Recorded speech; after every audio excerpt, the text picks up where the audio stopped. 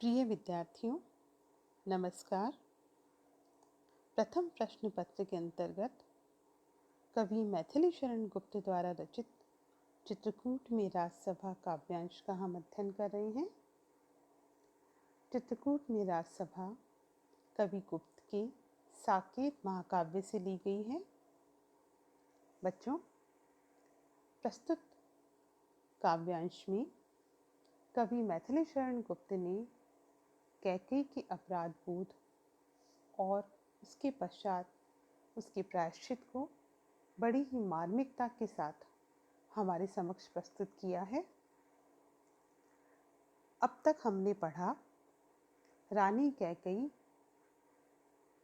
बहुत अनुनय विनय करती है कि राम अयोध्या को लौट चले, परंतु राम अपने वचनों से बंधे हुए हैं और वो 14 वर्ष का वनवास पूर्ण किए बिना वापस जाना नहीं चाहते।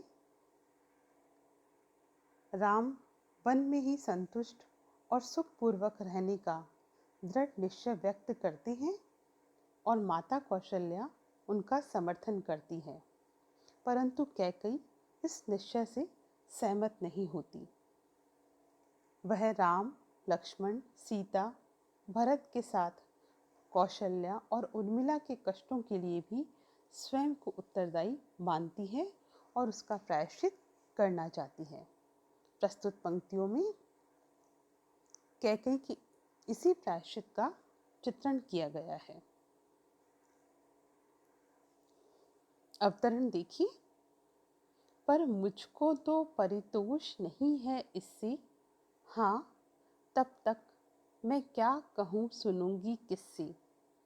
जीती है अब भी अम्ब उर्मिला बेटी, इन चरणों की चिरकाल रहूं मैं चेटी। रानी तूने तो रुला दिया पहले ही, यह कह कांटों पर सुला दिया पहले ही। आ मेरी सबसे अधिक दुखिनी आजा, पिस मुझसे चंदन लता मुझे पर छा जा। हे वत्स तुम्हें वनवास दिया मैंने ही, अब उसका प्रत्याहार किया मैंने ही। बच्चों, प्रस्तुत पंक्तियों में कौशल्या जब राम के वनवास में व्रत पूरा करने का समर्थन करती है तो कैकेयी बहुत ही विनम्रता पूर्वक रामचंद्र से कहती है कि हे राम, भले ही तुम्हारे निर्णय से माता कौशल्या और सभी लोग संतुष्ट और सहमत हैं, परंतु मुझको तो परितोष नहीं है इससे। परितोष का तात्पर्य होता है संतुष्टि। कैकेयी कहती है कि मैं तुम्हारे इस कथन से संतुष्ट नहीं हूँ, सहमत नहीं हूँ, क्योंकि तब तक मैं क्या कहूँ सुनूंगी किससे। कैकेयी कहती है तुम्हारे वनवास पूरा होकर लौटने तक मैं किससे राजमहलों में कहूँगी सुनूंगी, अर्थात वार्तालाप करूँगी, बातचीत करूँगी। महलों में मेरा कोई भी ऐसा घनिष्ठ या प्रिय नहीं है जिससे मैं कुछ कह सुन सकूं। जीती है अब भी अम्ब उर्मिला बेटी, इन चरणों की चिरकाल रहूं मैं चेटी। बच्चों, चेटी का तात्पर्य होता है दासी। कैकेयी कहती है, कैकेयी कौशल्या से कहती है कि हे माता कौशल्या, मेरे कुटिल वचनों के कारण ही राम लक्ष्मण के साथ वन को गए और पीछे उर्मिला बेटी उनके अभाव में दुखी है। जीती है अब भी अम्ब उर्मिला बेटी। इस घोर अपराध की भागीदार मैं लंबे समय तक आपके चरणों की दासी बनकर सेवा करूं तो कम है। बच्चों, इन पंक्तियों में कैकेयी कौशल्या से कहती है कि हे माता कौशल्या, मेरे वचनों के कारण राम लक्ष्मण के साथ वन को चले गए और पीछे से उनके अभाव में उर्मिला बेटी दुखों को सहन कर रही है, कष्टों को झेल रही है।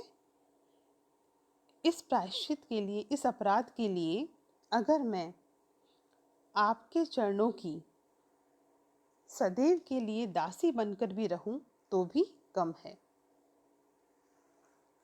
कैकेयी की भावना यह है कि भगवान उसे इन सभी के चरणों की दासी बनाए जिसको जिन सभी को उसने दुख दिया है, यातना दी है, ताकि वो सेवा करके अपने पाप का प्रायश्चित कर सके।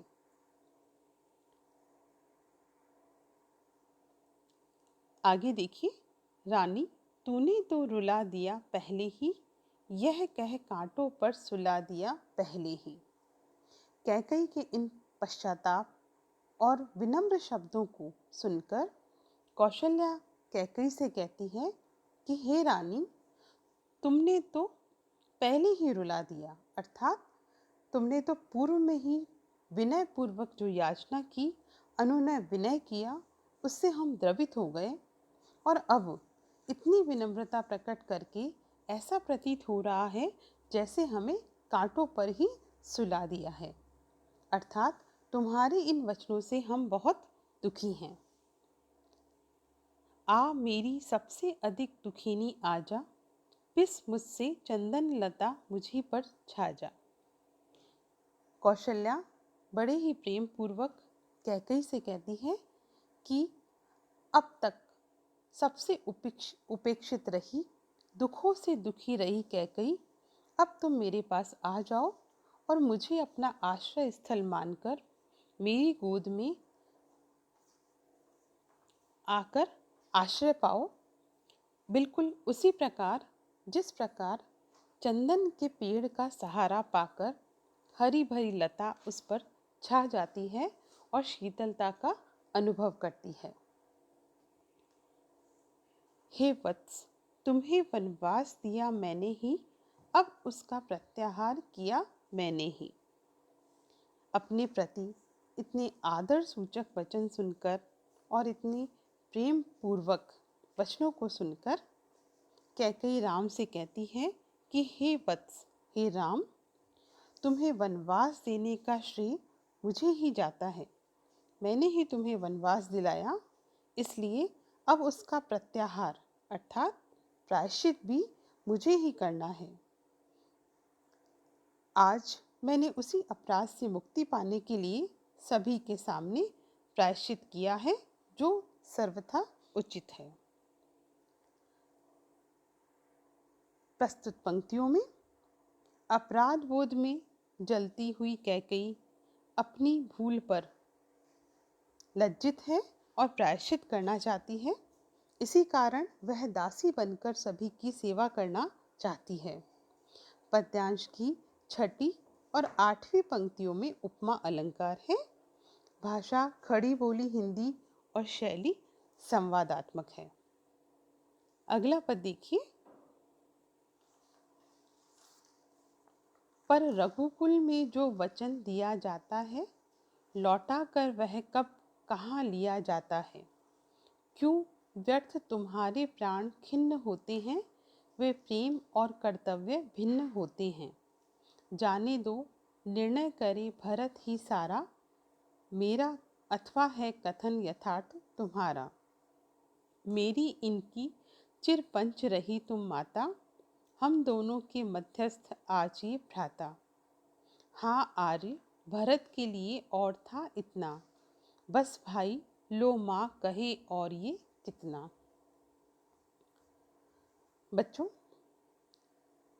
प्रस्तुत पंक्तियों में पूर्व प्रसंगानुसार ही राम के वनवास पूर्ण करके अयोध्या लौटने के निर्णय का जब कौशल्या समर्थन करती है, तो राम के बचपन के हठ को स्मृति में लाकर कैकेयी महलों में अकेले जीवन व्यतीत नहीं कर पाएगी, इसलिए इस बात का विरोध करती है और इस विकट समस्या का समाधान राम भी ढूंढ ही लेते हैं।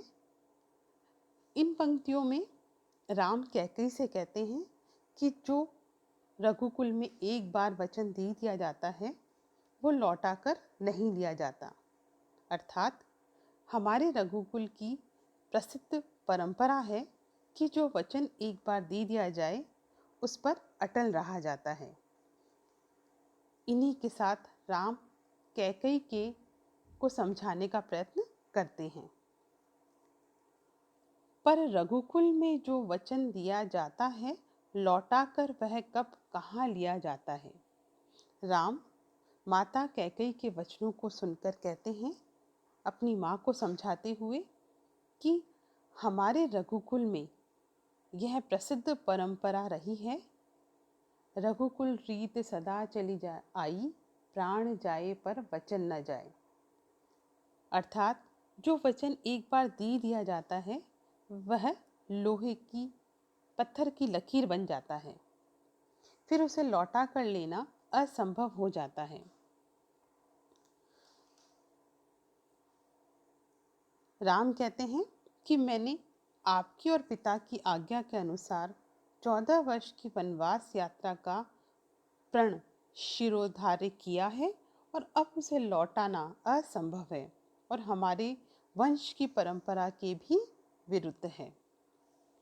आगे देखिए, राम कहते हैं, क्यों व्यर्थ तुम्हारे प्राण खिन्न होते हैं, वे प्रेम और कर्तव्य भिन्न होते हैं।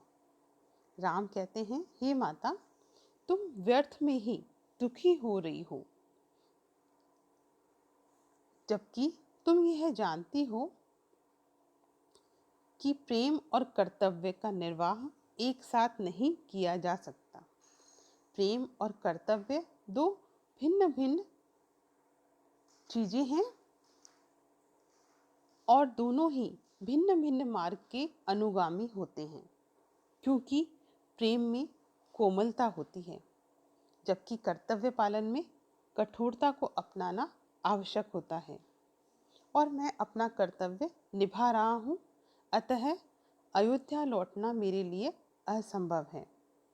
बच्चों, प्रस्तुत पंक्तियों में राम ने प्रेम और कर्तव्य में अंतर बताते हुए कहा है कि प्रेम कोमलता का अनुगामी होता है, परंतु कर्तव्य में कठोरता होती है। कर्तव्य पालन प्रेम के पालन से भी अधिक कठिन माना जाता है। तत्पश्चात राम कहते हैं, जाने दो, निर्णय करे भरत ही सारा, मेरा अथवा है कथन यथार्थ तुम्हारा। राम कहते हैं, हे माता, अब इन सभी बातों को जाने दो। अब मैं संपूर्ण निर्णय का भार भरत पर डालता हूँ। वही निर्णय करे कि मेरा वनवास पूरा करके अयोध्या लौट चलने का कथन सत्य है अथवा तुम्हारा अभी अयोध्या को लौटा ले चलने का कथन सत्य है, क्योंकि तुम बचपन से ही मेरी और भरत की एक समान माता रही हो। हम सदा से एक साथ रहे हैं। हम दोनों के मध्यस्थ आजिए भ्राता।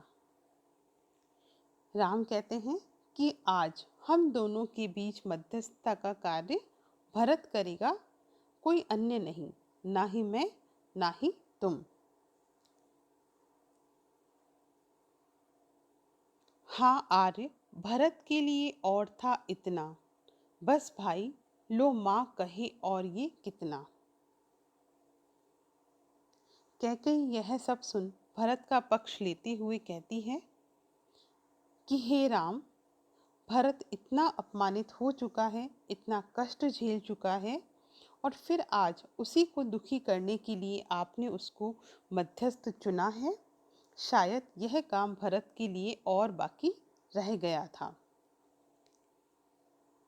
जब भरत अपने प्रति माँ के शीतल शब्द सुनता है तो माँ का समर्थन करते हुए कहता है कि बस भाई लो माँ कहे और ये कितना, कि हे भ्राता राम, अब बस करो, माँ की आज्ञा मान लो, अयोध्या को लौट चलो, क्योंकि इससे अधिक माता कैकेयी और कुछ नहीं कह सकती। अब अपनी माता से आप कितना अनुनय विनय करवाओगे। बच्चों, गुप्त जी ने राम के मुख से रघुवंश की वचन निभाने की परंपरा का गुणगान करवाते हुए उन्हें परंपरा का अनुगामी होकर पालन करते हुए दिखाया है। प्रेम और कर्तव्य में से कवि ने कर्तव्य को श्रेष्ठ बताया है। भाषा में वाक चातुर्य, शिष्टाचार का गुण विद्यमान है। शैली उपदेशात्मक और संवादमय होने से और भी अधिक प्रसंगानुकूल हो गई है। अंतिम दो पंक्तियों में प्रश्न अलंकार का प्रयोग सहज सरल शब्दावली में किया गया है और भाषा जन सामान्य के निकट की खड़ी बोली हिंदी है। धन्यवाद।